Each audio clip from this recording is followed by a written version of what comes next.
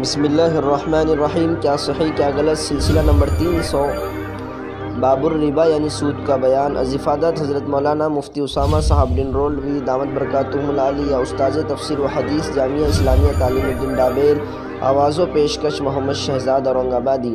مسئلہ نمبر 898، غلط مسئلہ۔ رقم ٹرانسفر کرنے پر ایپ کمپنی کی طرف سے جو انعام ملتا ہے وہ جائز نہیں۔ صحیح مسئلہ، جائز ہے، یہ سود کے دائرے میں نہیں آتا ہے۔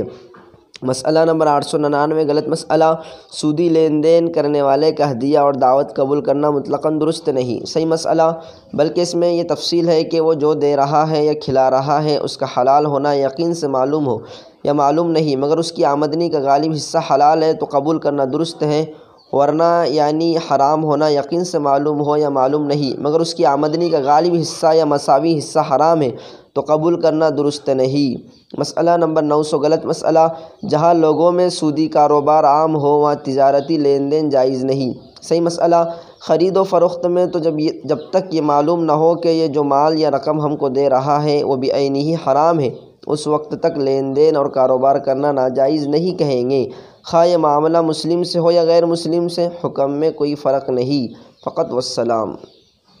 ایک چھوٹا سا پودا تھا تو جامعہ، جو اخلاص سے اب چلا